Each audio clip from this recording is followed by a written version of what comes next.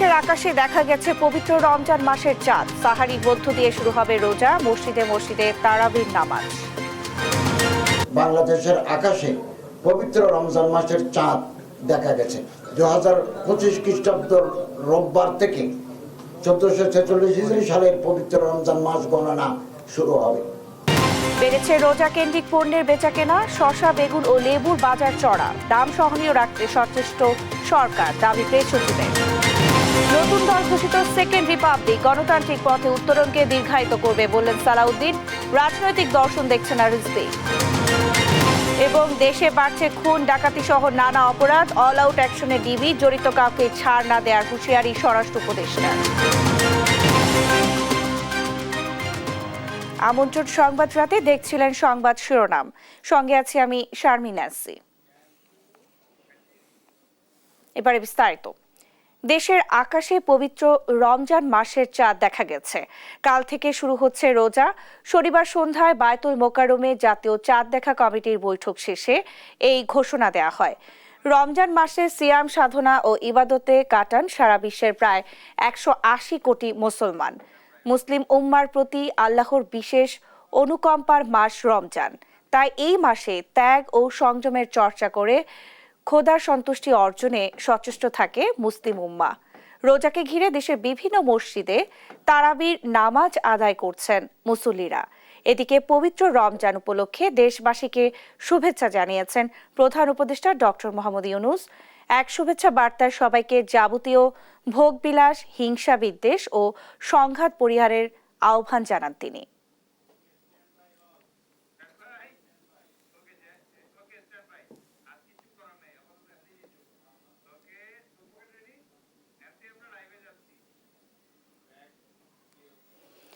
তারাবির নামাজ আদায় করতে দেশের বিভিন্ন মসজিদে সমবেত হয়েছেন মুসল্লিরা।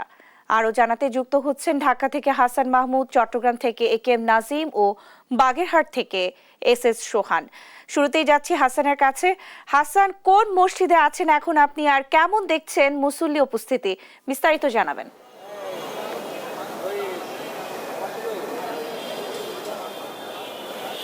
আপনাকে ধন্যবাদ। আমি এই মুহূর্তে আছি জাতীয় মসজিদ বায়তুল মোকাররমে। সেখানে আমরা দেখছি যে ইতিমধ্যে প্রথম যে তারাবির জামাত সেটি কিন্তু ইতিমধ্যে শুরু হয়েছে এবং মুসল্লিরা কিন্তু ব্যাপক মুসল্লির যে সমাগম সেটি কিন্তু আমরা দেখতে পাচ্ছি এবং এখনও কিন্তু মুসল্লিরা রাজধানীর বিভিন্ন প্রান্ত থেকে নামাজের উদ্দেশ্যে আসছেন এবং তারা কিন্তু এখানে আসছেন যে প্রথম রমজান সেটিকে উদযাপন করার জন্য। প্রথম তারাবিতে কিন্তু যে অন্যান্য বছর যেরকম মানুষের ভিড় থাকে কিন্তু আজকেও তেমনটাই আমরা দেখতে পাচ্ছি এই রমজানের মানুষের ভিড়। কিছুক্ষণ আগে আমরা কথা বলছিলাম যে ধর্ম উপদেষ্টার সঙ্গে, তিনি যেটি বলছিলেন যে রমজানের যে সার্বিক প্রস্তুতি সেটি কিন্তু ইতিমধ্যে তারা সম্পূর্ণ করেছেন এবং মসজিদের যে নিরাপত্তা প্রস্তুতি এবং এখানে আনুষঙ্গিক যেসব প্রস্তুতি দরকার থাকে, পরিষ্কার পরিচ্ছন্নতা সহ সাউন্ড সিস্টেমগুলো কাজ করছে, এখানে এসি কাজ করছে, সেগুলো কিন্তু সার্বিকভাবে এখানে সম্পূর্ণ করা হয়েছে এবং মুসল্লিরা কিন্তু যাতে সার্বিক নির্বিঘ্নে আজকের প্রথম তারাবি আদায় করতে পারে সে ব্যাপারে কিন্তু তারা সর্বোচ্চ সতর্কতা অবলম্বন করেছে। একই সঙ্গে আমরা দেখতে পাচ্ছি যে কোনো ধরনের আইনশৃঙ্খলা পরিস্থিতির অবনতি যাতে না ঘটে সে ব্যাপারে কিন্তু ব্যাপক তৎপরতা রয়েছে। এখানে আমরা দেখছিলাম যে বিভিন্ন পর্যায়ে আইনশৃঙ্খলা রক্ষাকারী বাহিনী অর্থাৎ পুলিশ সদস্যদেরকে মোতায়েন করা হয়েছে এবং যাতে কোনো ধরনের ত্রুটি এখানে এখন পর্যন্ত না হয়। এবং আপনারা জানেন যে আজকে প্রথম রমজান, যেটি রহমতের প্রথম দিবস, সেখানে কিন্তু মানুষের একটা বড় চাওয়া থাকে যে এই রমজান আসলে মানুষের নাজাতের ওসিলা হয়ে দাঁড়াবে, এমনটাই কিন্তু এখানকার যারা মুসল্লি যারা আছেন তারা বলছেন। এবং অন্যান্য মসজিদে যেরকম 8:15 কিংবা 8:30টার দিকে কিন্তু জামাত হবে, তবে জাতীয় মসজিদ বায়তুল মোকাররমে কিন্তু আজকে ঠিক 8টায় প্রথম তারাবির নামাজের যে জামাত সেটি অনুষ্ঠিত হচ্ছে এবং আমরা দেখতে পাচ্ছি যে মুসল্লিরা ব্যাপক পরিমাণে সেখানে আসছেন। মুসল্লিরা কিন্তু বলছেন যে অন্যান্য বছরে কিন্তু এরকমই থাকে, অনেকটা উৎসব মুখর পরিবেশে কিন্তু মুসল্লিরা আসছেন। যেহেতু আজকে 8টায় জামাত, ফলে কিন্তু অনেকেই অনেকটা দেরি হয়ে গিয়েছে কিংবা রাস্তাঘাটে কিন্তু অনেক প্রথম দিনে কিছুটা যানজটের কারণে কিন্তু সাধারণ মুসল্লিরা অনেকেই সময় মতো আসতে পারেনি। তবে সেই যে মানুষের যে আসার ভিড়টা সেটি কিন্তু আমরা এখন পর্যন্ত দেখতে পাচ্ছি এবং কিছুক্ষণ পরেই হয়তো এখন এই মুহূর্তে এশার জামাত চলছে এবং কিছুক্ষণ পরেই যে তারাবির প্রথম জামাত সেটি আমরা শুরু হতে দেখব। তো আমাদের তারাবির নামাজের আরও খবর জানাতে চট্টগ্রাম থেকে যুক্ত হচ্ছেন আমাদের সহকর্মী নাজিম। সেখানকার সবশেষ পরিস্থিতি আমাদেরকে জানাবেন নাজিম। হাসান, ধন্যবাদ আপনাকে। যে তারাবির নামাজ প্রথম রোজার যে নামাজ সেটি একটু আগে শুরু হয়েছে। আমরা যেখানে রয়েছে নগরীর জামাতুল ফালা জামে মসজিদে, এখানে একটু আগে কিন্তু তারাবির নামাজ যেটি প্রথমে এশার নামাজ সেটি শুরু হয়েছে। শুরু হওয়ার এশার নামাজে শেষ হওয়ার পরে কিন্তু যে তারাবির নামাজ হওয়ার কথা সেটি শুরু হবে। এতে করে আসলে বিভিন্ন মসজিদগুলোতে নগর কানায় কানায় পূর্ণ হয়েছেন মুসল্লিরা। আমরা যে মসজিদে রয়েছে নগরীর জামাতুল ফালাহ মসজিদ, এটি চট্টগ্রামের সবচাইতে বড় মসজিদ। এখানে কিন্তু নামাজ শুরু হয়েছে। আপনি দেখছেন এখানকার বিভিন্ন এলাকা থেকে ধর্মপ্রাণ মুসলমানরা কিন্তু মসজিদে চলে এসেছেন, এসেই তারা নামাজে দাঁড়িয়ে গেছেন। পাশাপাশি নগরীর যতগুলো মসজিদ রয়েছে এবং আশপাশের সবগুলো মসজিদে কিন্তু নামাজ শুরু হয়ে গেছে। এখানে বিভিন্ন মসজিদে আসলে 8টা 10-15 মিনিট এভাবেই করে কিন্তু নামাজ শুরু হয়। অনেকগুলো মসজিদে ইতিমধ্যে নামাজ শুরু হয়ে গেছে, নামাজে কিন্তু মুসল্লিরা আসছেন। আরেকটি বিষয় জানিয়ে রাখি যে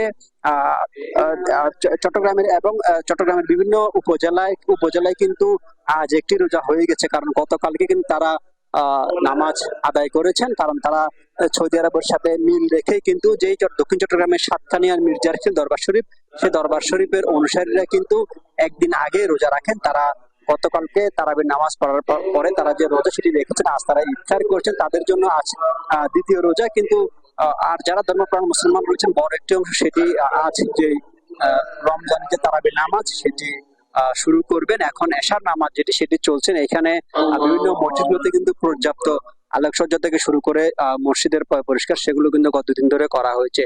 দেখছেন কিন্তু নামাজ চলছে এখানে মসজিদগুলোতে। নামাজের যে আনুষ্ঠানিকতা সেটি শুরু হয়েছে। পাশাপাশি নগরীর পাশাপাশি জেলার যতগুলো উপজেলা রয়েছে সবগুলো উপজেলাতে কিন্তু সবগুলো মসজিদে মুসল্লিরা কিন্তু নামাজ আদায় করছেন। তবে একটি বিষয় জানিয়ে রাখি, হাটহাজারী, রাউজান, ফটিকছড়ি, রাঙ্গুনিয়া, ফরিদপুর এসব উপজেলায় কিন্তু আমরা যেটি দেখেছি মসজিদের মুসল্লিদের জন্য আলাদা কিন্তু বিভিন্ন ধরনের ব্যবস্থা নেওয়া হয়েছে।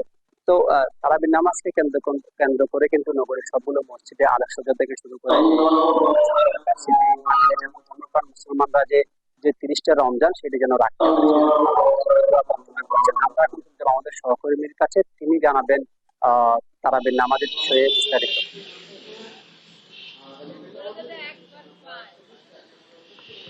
বাগেরহাটে যথাযথ ধর্মীয় ভাবগম্ভীর্যের মধ্য দিয়ে কিন্তু প্রথম দিনের তারাবির নামাজ মুসল্লিরা আদায় শুরু করেছেন। বাগেরহাটের বেশিরভাগ মসজিদে রাত 8টায় কিন্তু তারাবির নামাজ শুরু হয়েছে। আমরা বিভিন্ন মসজিদের যারা ইমাম মুয়াজ্জিন রয়েছেন তাদের সাথে আমরা কথা বলে জেনেছি যে তারাবির নামাজ তারা ইসলামিক ফাউন্ডেশনের যে নিয়ম রয়েছে সেই নিয়মে কিন্তু পড়বেন। এই মুহূর্তে আমি রয়েছি বাগেরহাট শহরের দশানী এলাকার জান্নাতুন নাজাত যে জামে মসজিদ, এই মসজিদে। এই মসজিদটিতে আমরা দেখেছি বিভিন্ন শ্রেণী পেশার মানুষ কিন্তু এখানে নামাজ আদায় করতে এসেছেন এবং তারা নামাজ আদায় করছেন। প্রথম তারাবি হওয়ায় মসজিদে মুসল্লিদের সমাগম বেশ বেশি এবং আমরা দেখছি যে বাচ্চারাও কিন্তু এখানে নামাজ আদায় করতে এসেছে। এছাড়া বাগেরহাটের যে ইমাম সমাজ রয়েছে তাদের সাথে আমরা কথা বলে জেনেছি বাগেরহাটে দুইভাবে তারাবির নামাজ আদায় করা হবে। একটি হচ্ছে ছুরা তারাবি এবং একটি হচ্ছে খতম তারাবি। খতম তারাবির বিষয়ে ইসলামিক ফাউন্ডেশনের যে নির্দেশনা রয়েছে যে সব মসজিদে একইভাবে তারাবি আদায় হবে, সেই নিয়ম কিন্তু তারা মানবেন বলে আমাদেরকে জানিয়েছেন। এছাড়া আপনাদেরকে জানাতে চাই বাগেরহাটে কিন্তু বিশ্ব ঐতিহ্যের তালিকাভুক্ত 60 গম্বুজ মসজিদ রয়েছে, সেই মসজিদেও কিন্তু তারাবির নামাজ হবে এবং সেখানে রমজান উপলক্ষে ইফতারেরও আয়োজন করা হয়েছে। সবকিছু মিলিয়ে বাগেরহাটে ধর্মীয় ভাবগম্ভীর্যের মধ্য দিয়ে কিন্তু এই রমজানে ইবাদত পালন করবেন মুসলিমরা। বাগেরহাট শহরের দশানী এলাকার জান্নাতুন নাজাত মসজিদ থেকে এই ছিল আমার কাছে তারাবি নামাজের সর্বশেষ খবর। ন্যান্সি। সোহান, আপনাকে ধন্যবাদ। সেই সঙ্গে নাজিম এবং মাহমুদ আপনাদেরকেও ধন্যবাদ জানাচ্ছি। দর্শক, ঢাকা, চট্টগ্রাম এবং বাগেরহাট থেকে আমাদের সঙ্গে সহকর্মীরা যুক্ত হয়েছিলেন, সেখানকার তারাবির নামাজের পরিস্থিতি আমাদেরকে জানাচ্ছিলেন। পবিত্র রমজান উপলক্ষে ইফতারের জন্য স্টেশনের প্ল্যাটফর্ম ও মেট্রোতে পানি বহন করতে পারবেন যাত্রীরা। এক্ষেত্রে পরিমাপ নির্ধারণ করে দিয়েছে মেট্রো রেল পরিচালনাকারী প্রতিষ্ঠান Dhaka mass transit limited DMTCL। সে অনুযায়ী সর্বোচ্চ 250 মিলিলিটার পর্যন্ত পানি বহন করতে পারবেন এক একজন যাত্রী। 27 ফেব্রুয়ারি DMTCL এর MRT লাইন 6 এর উপপ্রকল্প পরিচালক আহসান উল্লাহ শরীফী স্বাক্ষরিত বিজ্ঞপ্তিতে এই তথ্য জানানো হয়।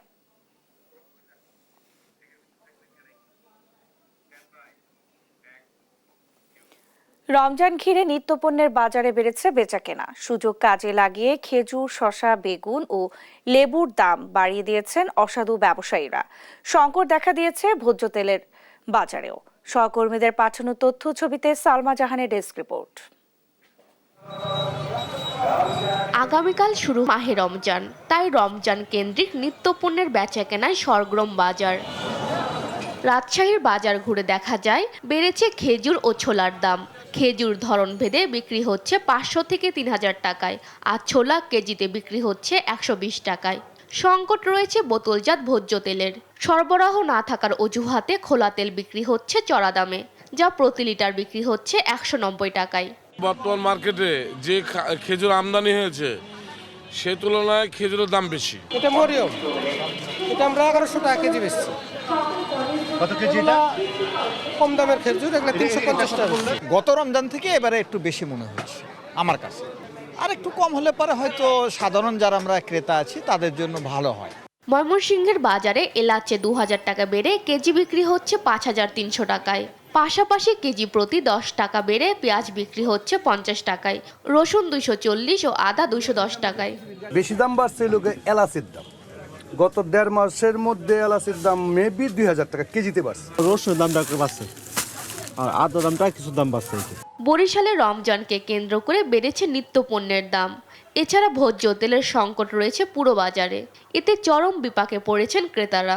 রোজা হইলে দাম অবশ্যই বাড়ে সবকিছুরই। গত সপ্তাহে যা ছিল তার চেয়ে প্রত্যেকটা ইসের দাম বেশি, সেক্ষেত্রে মনিটরিং থাকলে আমাদের জন্য সুবিধা হতো। কুষ্টিয়ায় ছোলার দাম স্বাভাবিক থাকলেও বেড়েছে বেগুন, শসা ও লেবুর দাম। বেগুন কেজি প্রতি বিক্রি হচ্ছে 80 টাকায়, শসা 70 টাকা, আর লেবুর দাম হালিতে 40 টাকা বেড়ে বিক্রি হচ্ছে 80 টাকায়। রমজান উপলক্ষে 2-3 জিনিসের দাম কাঁচামাল বাড়ছে হালকা। এর দাম বাড়ছে শসা, লেবু আর বেগুন। প্রত্যেকটা জিনিসের দাম যদি 1 টাকা করে হয়, 10টা জিনিস করে 10 টাকা, সেটাই আমাদের উপর বার্ডেন হয়ে যায়। রমজানে পণ্যের দাম ক্রেতাদের নাগালে রাখতে নিয়মিত মনিটরিং অব্যাহত থাকবে বলে জানান এই কর্মকর্তা। রমজানের প্রতিদিন সকাল বিকাল কয়েকটি টিম মিলে বাজার মনিটরিং করব। এই মুহূর্তে বাজার স্থিতিশীল আছে এবং স্বাভাবিক আছে। আমরা আশা করি এই পুরো রমজান জুড়ে বাজার স্থিতিশীল স্বাভাবিক থাকবে। বাজার মনিটরিং বাড়ানোর দাবি সাধারণের। সালমা জাহান, নিউজ ডেস্ক, দেশ টিভি। গেল বছরের চেয়ে এবারের রমজানে পণ্যমূল্য সহনীয় বলে দাবি করেছেন প্রধান উপদেষ্টার প্রেস সচিব শফিকুল আলম। শনিবার রাজধানীর ফায়ার সার্ভিস একাডেমিতে সমসাময়িক ইস্যুতে প্রেস ব্রিফিংয়ে এমন দাবি করেন তিনি। বলেন, রমজান জুড়ে বাজার সহনীয় রাখতে নানা পদক্ষেপ নিয়েছে সরকার। ফাহিম ইউসুফের প্রতিবেদন। শনিবার রাজধানীর ফরেন সার্ভিস একাডেমিতে সমসাময়িক বিষয়ে সংবাদ সম্মেলন করেন প্রধান উপদেষ্টার প্রেস সচিব শফিকুল আলম। এ সময় তিনি দাবি করেন, নিত্য প্রয়োজনীয় ভোগ্যপণ্যের দাম গত রোজার চেয়ে এবার সহনীয় পর্যায়ে আছে। সয়াবিন তেল সহ বিভিন্ন পণ্যের সরবরাহ বাড়াতে পদক্ষেপ নেওয়া হয়েছে বলে জানান তিনি। পুরো রোজা জুড়েই ফোকাসটা থাকবে কিভাবে এই দামটাকে আরও সহনীয় পর্যায়ে আনা যায়, এবং সে লক্ষ্যে কিছু কিছু পণ্যের আরও যাতে সরবরাহ বাড়ানো যায়। বিশেষ করে এডিবল অয়েলের ক্ষেত্রে আমরা প্রতিদিন মনিটর করছি কত টন এডিবল অয়েল বিদেশের থেকে আসছে।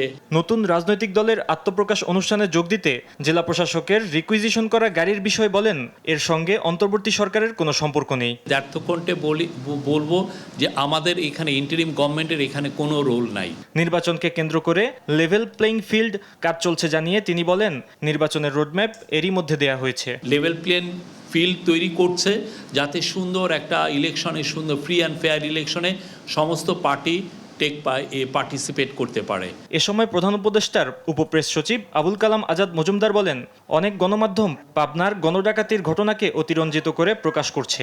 তিনি জানান, 5টি পরিবহনে ডাকাতি হয়েছে এবং ঘটনাস্থলে 10 মিনিটের মধ্যে স্থানীয় পুলিশ পৌঁছে যায়। ফাহিম ইউসুফ, দেশ টিভি, ঢাকা। অন্তর্বর্তী সরকারকে চলতি মাসে নির্বাচনের রোডম্যাপ দেওয়ার আহ্বান জানিয়েছেন বিএনপি স্থায়ী কমিটির সদস্য সালাউদ্দিন আহমেদ। তিনি নতুন রাজনৈতিক দলের সেকেন্ড রিপাবলিক নিয়েও প্রশ্ন তোলেন। এদিকে ছাত্রদের নতুন দলে কোনো রাজনৈতিক দর্শন দেখা যাচ্ছে না বলে মন্তব্য করেন রুহুল কবির রিজভী। শনিবার এক অনুষ্ঠানে এইসব কথা বলেন তারা। সাবরিনা মজুমদারের রিপোর্ট। শনিবার দুপুরে রাজধানীর কাকরাইলে আইডিইবিতে গণতন্ত্র পুনরুদ্ধার সংগ্রামে দেশনেত্রী বেগম খালেদা জিয়া এবং তারেক রহমানের ত্যাগ ও নেতৃত্ব বিষয়ক আলোচনা সভার আয়োজন করে ন্যাশনালিস্ট রিসার্চ ফাউন্ডেশন। এ সময় নন্দিত নেত্রী খালেদা জিয়া বইয়ের মোড়ক উন্মোচন করা হয়।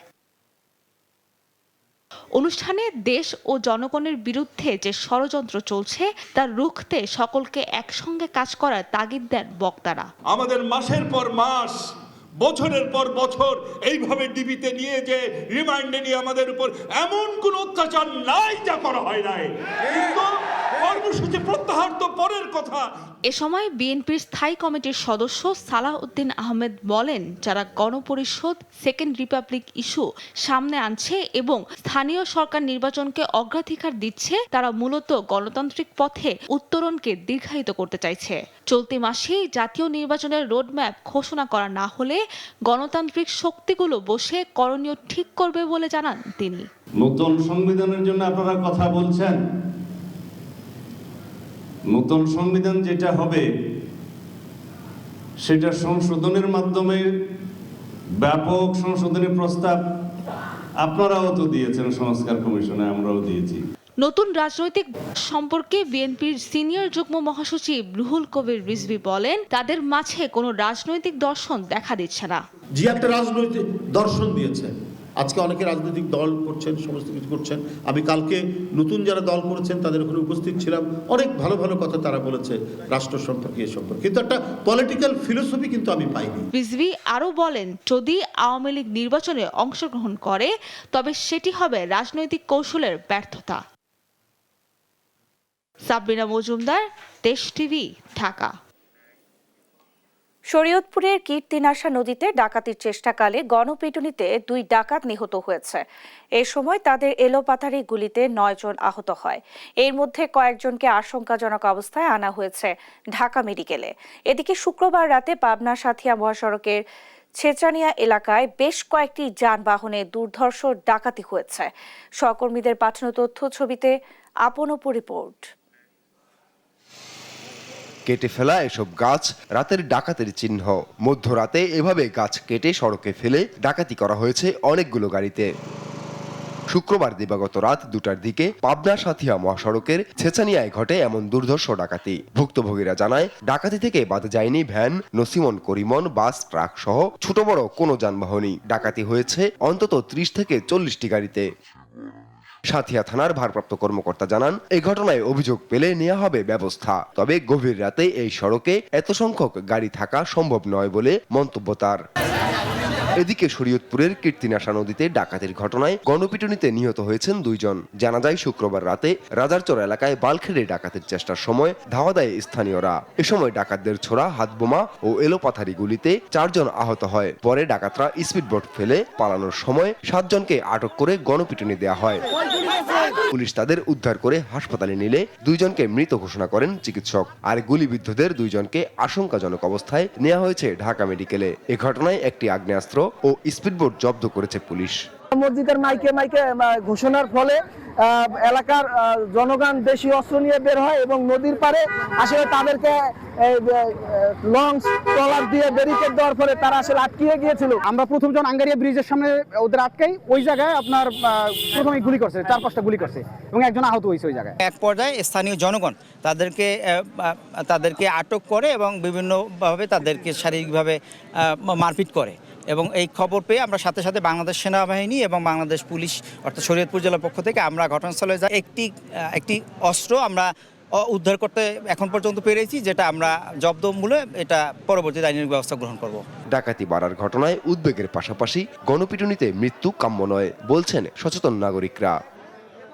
আপন অপু, নিউজ ডেস্ক, দেশ টিভি। আসন্ন রমজান ঘিরে বিশেষ নিরাপত্তা ব্যবস্থা অপারেশন অল আউট অ্যাকশন হাতে নিয়েছে ঢাকা মহানগর গোয়েন্দা পুলিশ।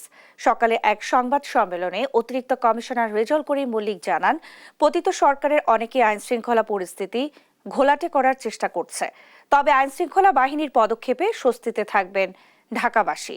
শিউলি রায়ের রিপোর্ট।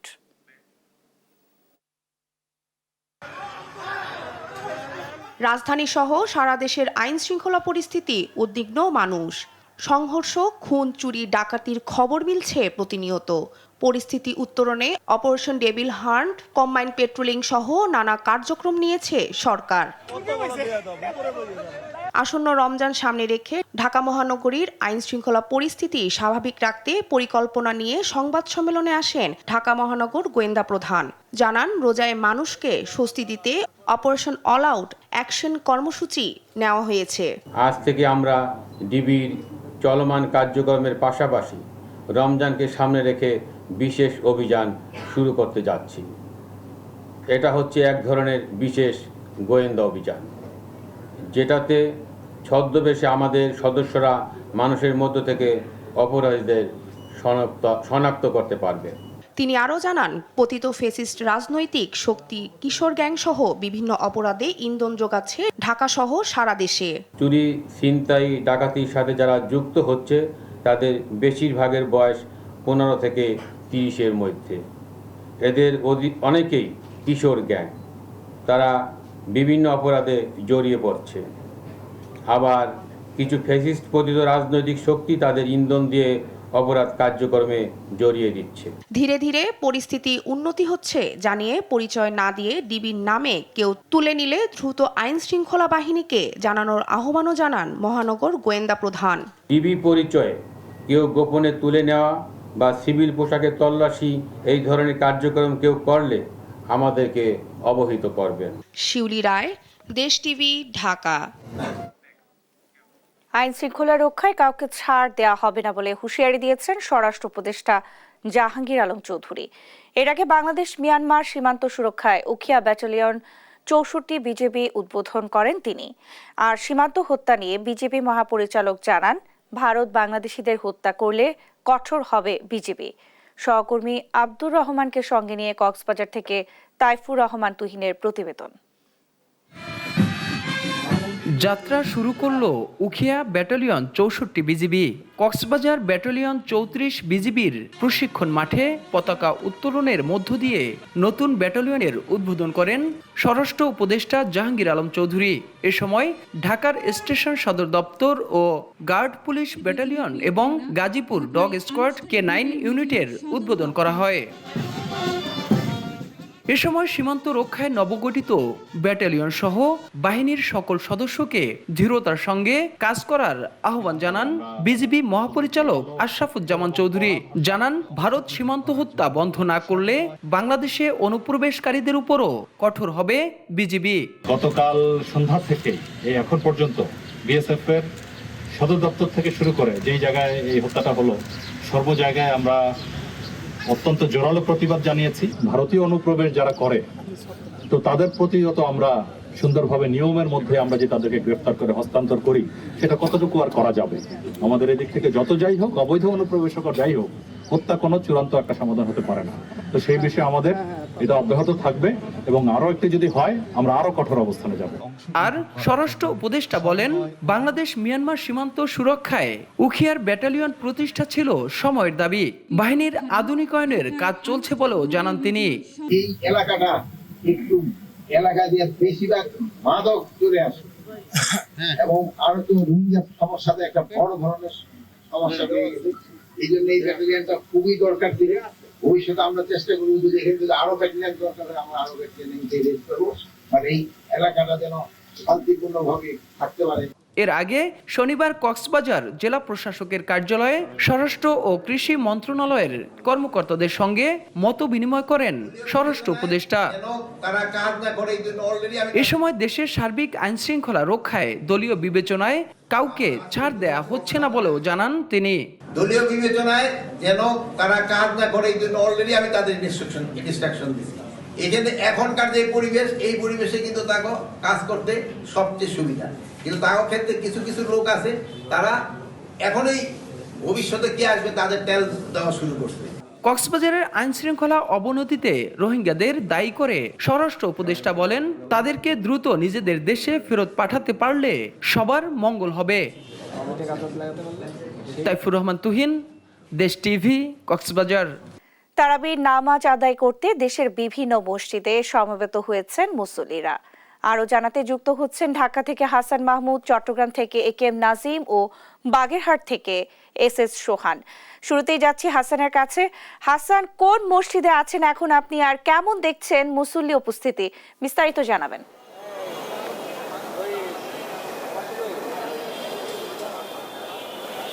আপনাকে ধন্যবাদ।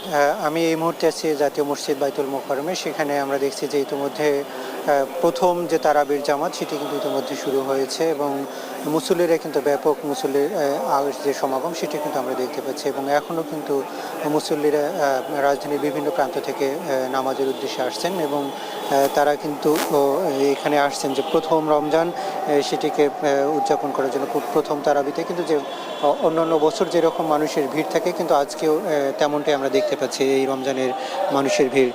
কিছুক্ষণ আগে আমরা কথা বলছিলাম যে ধর্ম উপদেষ্টার সঙ্গে, তিনি যেটি বলছিলেন যে রমজানের যে সার্বিক প্রস্তুতি সেটি কিন্তু ইতিমধ্যে তারা সম্পূর্ণ করেছেন এবং মসজিদের যে নিরাপত্তা প্রস্তুতি এবং এখানে আনুষঙ্গিক যেসব প্রস্তুতি দরকার থাকে, পরিষ্কার পরিচ্ছন্নতা সহ সাউন্ড সিস্টেমগুলো কাজ করছে, এখানে এসি কাজ করছে, সেগুলো কিন্তু সার্বিকভাবে এখানে সম্পূর্ণ করা হয়েছে এবং মুসল্লিরা কিন্তু যাতে সার্বিক নির্বিঘ্নে আজকের প্রথম তারাবি আদায় করতে পারে সে ব্যাপারে কিন্তু তারা সর্বোচ্চ সতর্কতা অবলম্বন করেছে। একই সঙ্গে আমরা দেখতে পাচ্ছি যে কোনো ধরনের আইনশৃঙ্খলা পরিস্থিতির অবনতি যাতে না ঘটে সে ব্যাপারে কিন্তু ব্যাপক তৎপরতা রয়েছে। এখানে আমরা দেখছিলাম যে বিভিন্ন পর্যায়ে আইনশৃঙ্খলা রক্ষাকারী বাহিনী অর্থাৎ পুলিশ সদস্যদেরকে মোতায়েন করা হয়েছে এবং যাতে কোনো ধরনের ত্রুটি এখানে এখন পর্যন্ত না হয়। এবং আপনারা জানেন যে আজকে প্রথম রমজান, যেটি রহমতের প্রথম দিবস, সেখানে কিন্তু মানুষের একটা বড় চাওয়া থাকে যে এই রমজান আসলে মানুষের নাজাতের ওসিলা হয়ে দাঁড়াবে, এমনটাই কিন্তু এখানকার যারা মুসল্লি যারা আছেন তারা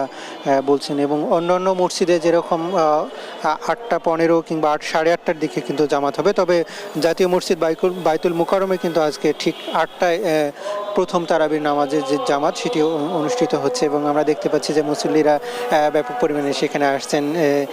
মুসল্লিরা কিন্তু বলছেন যে অন্যান্য বছরে কিন্তু এরকমই থাকে, অনেকটা উৎসব মুখর পরিবেশে কিন্তু মুসল্লিরা আসছেন। যেহেতু আজকে 8টায় জামাত, ফলে কিন্তু অনেকেই অনেকটা দেরি হয়ে গিয়েছে কিংবা রাস্তাঘাটে কিন্তু অনেক প্রথম দিনে কিছুটা যানজটের কারণে কিন্তু সাধারণ মুসল্লিরা অনেকেই সময় মতো আসতে পারেনি, তবে সেই যে মানুষের যে আসার ভিড়টা সেটি কিন্তু আমরা এখন পর্যন্ত দেখতে পাচ্ছি এবং কিছুক্ষণ পরেই হয়তো এখন এই মুহূর্তে এশার জামাত চলছে এবং কিছুক্ষণ পরেই যে তারাবির প্রথম জামাত সেটি আমরা শুরু হতে দেখব। তো আমাদের তারাবির নামাজের আরও খবর জানাতে চট্টগ্রাম থেকে যুক্ত হচ্ছেন আমাদের সহকর্মী নাজিম, সেখানকার সবশেষ পরিস্থিতি আমাদেরকে জানাবেন। নাজিম। হাসান, ধন্যবাদ আপনাকে। যে তারাবির নামাজ, প্রথম রোজার যে নামাজ সেটি একটু আগে শুরু হয়েছে। আমরা যেখানে রয়েছে নগরীর জামাতুল ফালাহ জামে মসজিদে, এখানে একটু আগে কিন্তু তারাবির নামাজ যেটি প্রথমে এশার নামাজ সেটি শুরু হয়েছে। শুরু হওয়ার এশার নামাজে শেষ হওয়ার পরে কিন্তু যে তারাবির নামাজ হওয়ার কথা সেটি শুরু হবে। এতে করে আসলে বিভিন্ন মসজিদগুলোতে নগরী কানায় কানায় পূর্ণ হয়েছেন মুসল্লিরা। আমরা যে মসজিদে রয়েছে নগরীর জামাতুল ফালাহ মসজিদ, এটি চট্টগ্রামের সবচাইতে বড় মসজিদ। এখানে কিন্তু নামাজ শুরু হয়েছে। আপনি দেখছেন এখানকার বিভিন্ন এলাকা থেকে ধর্মপ্রাণ মুসলমানরা কিন্তু মসজিদে চলে এসেছেন, এসেই তারা নামাজে দাঁড়িয়ে গেছেন।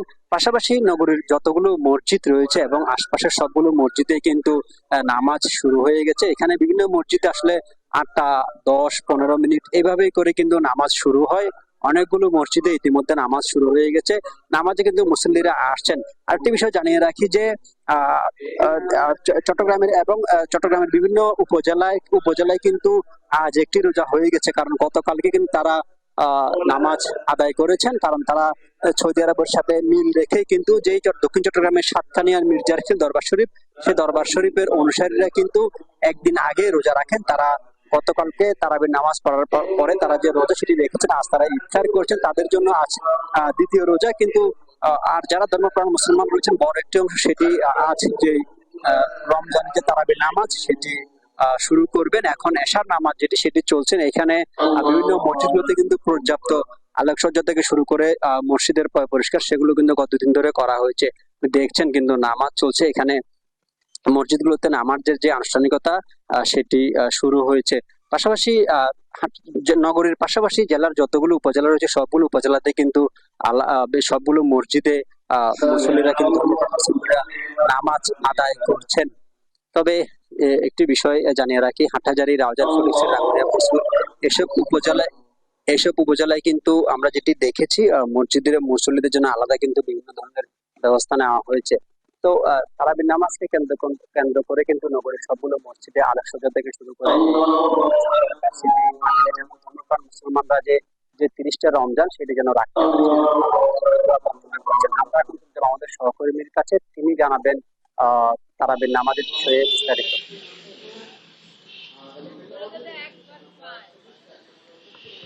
বাগেরহাটে যথাযথ ধর্মীয় ভাবগম্ভীর্যের মধ্য দিয়ে কিন্তু প্রথম দিনের তারাবির নামাজ মুসল্লিরা আদায় শুরু করেছেন।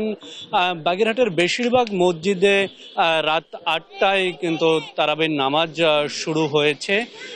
আমরা বিভিন্ন মসজিদের যারা ইমাম মুয়াজ্জিন রয়েছেন তাদের সাথে আমরা কথা বলে জেনেছি যে তারাবির নামাজ তারা ইসলামিক ফাউন্ডেশনের যে নিয়ম রয়েছে সেই নিয়মে কিন্তু পড়বেন।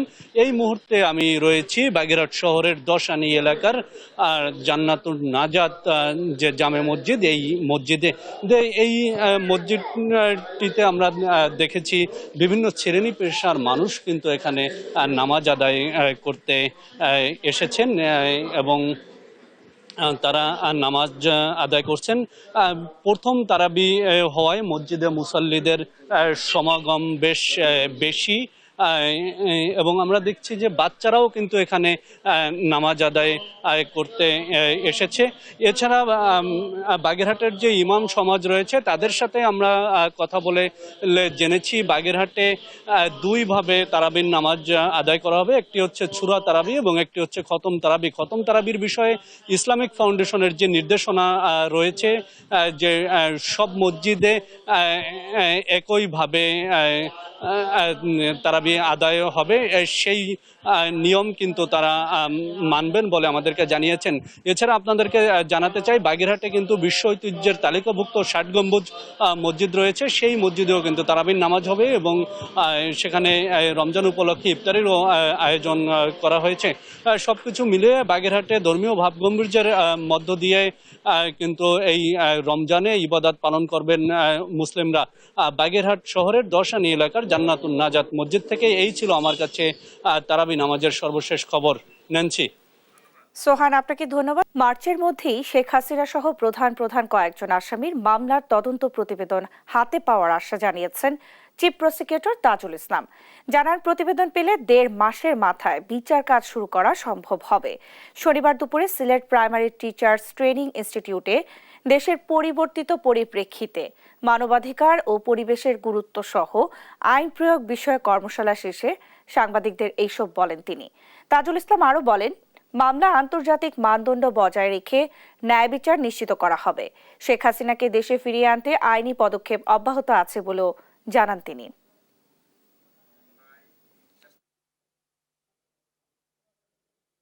শেখ হাসিনা সহ প্রধান কয়েকটা মামলার তদন্তের রিপোর্ট এই মাসে অর্থাৎ মার্চ মাসের মধ্যেই আমরা পাবো বলে আশা করছি এবং যদি আনুষ্ঠানিকভাবে এই তদন্ত রিপোর্ট আমরা পেয়ে যাই তাহলে আমরা তারপরে 1 মাস বা 1.5 মাসের মধ্যে আনুষ্ঠানিক বিচারের যে প্রক্রিয়া সেটা শুরু হয়ে যাবে এবং সেক্ষেত্রে শুরু হয়ে গেলে তারপর বলা যাবে যে কতদিন লাগবে, কারণ এই বিচারে বিচারিক যে ডকুমেন্টসগুলো আছে, ডিজিটাল এভিডেন্স আছে, লাইভ এভিডেন্স আছে, ডকুমেন্টারি এভিডেন্স আছে এবং 2 পক্ষের সাক্ষীর ব্যাপার আছে, সেগুলো আদালত নির্ধারণ করবেন যে কতদিন সময় সেখানে তারা নেবেন। জাতীয় ঐক্যের ভিত্তিতে উপদেষ্টা পরিষদ পুনর্গঠন সহ 4 দফা দাবি জানিয়েছেন গণ অধিকার পরিষদ সভাপতি নুরুল হক নূর। শনিবার বিকেলে দলের কেন্দ্রীয় কার্যালয়ে এক সংবাদ সম্মেলনে এই দাবি জানান তিনি।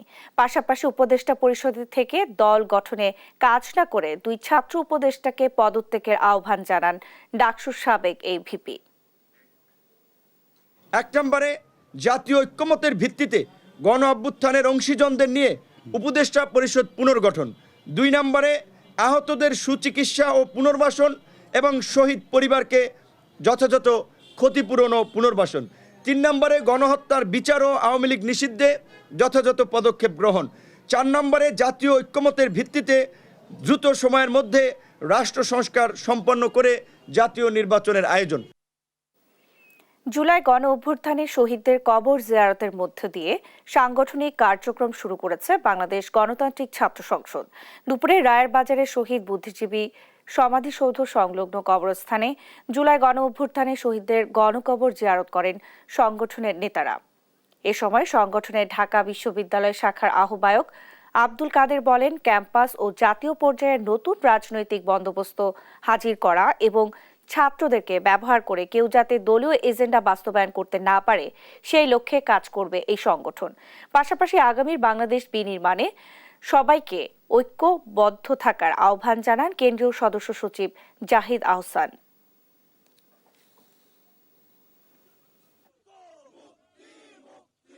জুলাই বিপ্লবের যে আমাদের শহীদ ভাইরা আছেন তাদের আত্মার মাগফিরাত কামনা করতে চাই। একই সাথে আমাদের যে আহত ভাইরা আছেন যারা এখন হাসপাতালে বেডে কাতরাচ্ছেন তাদের দ্রুত সুস্থতা আমরা কামনা করতে চাই। লক্ষ লক্ষ শহীদের রক্তের বিনিময়ে অর্জিত সেই স্বাধীনতা রক্ষা করতে পারেননি এবং একটি কাঙ্ক্ষিত রাষ্ট্র গঠন করতে পারেননি এবং 24-এ আমরা সেই সুযোগটি আরো একবার পেয়েছি। সুতরাং 24-71-এর একটি কন্টিনিউশন আমরা সেই সুযোগটি পেয়েছি, এবার সেই সুযোগটি হাতছাড়া করতে চাই। দেখছেন সংবাদ রাত। মশার উপদ্রব থেকে নগরবাসীকে রক্ষায় কার্যকর পদক্ষেপ নেওয়ার দাবিতে খুলনায় মশারি মিছিল ও সমাবেশ করেছে সামাজিক সংগঠন নাগরিক সমাজ। মিছিলটি সকাল 11টায় নগরীর পিকচার প্যালেস মোড় থেকে শুরু হয়ে বিভিন্ন সড়ক ঘুরে একই স্থানে গিয়ে শেষ হয়। পরে সংক্ষিপ্ত সমাবেশে বক্তব্য রাখেন সংগঠনের আহ্বায়ক মুক্তিযোদ্ধা আফম মহসিন, সদস্য সচিব বাবুল হাওলাদার সহ অনেকে। বক্তারা বলেন, খুলনা মহানগরীর মশা নিধনে খুলনা সিটি কর্পোরেশন সম্পূর্ণ ব্যর্থতার পরিচয় দিয়েছে। শিগগিরই ব্যবস্থা না নিলে কঠোর আন্দোলনের হুঁশিয়ারি দেন তারা। এই মশার উপদ্রব বন্ধ করতে হলে অবশ্যই সিটি কর্পোরেশনের পক্ষ থেকে ভেজালবিহীন সলিড ঔষধ ব্যবহার করতে হবে এবং যারা এই ঔষধ ছিটানোর কাজে আছেন তাদের মনিটরিংয়ের আওতায় রাখতে হবে, তাদের স্বচ্ছতা জবাবদারি নিশ্চিত করতে হবে। এক কথায় পুরো সেটআপকে কাজ করতে হবে এই মশা নিধনের জন্য। আগামী 3 দিনের মধ্যে যদি দৃশ্যমান কোনো কাজ আমরা না দেখি তাহলে পরবর্তীতে খুলনা নাগরিক সমাজের পক্ষ থেকে আমরা কঠোর কর্মসূচি গ্রহণ করতে বাধ্য হব।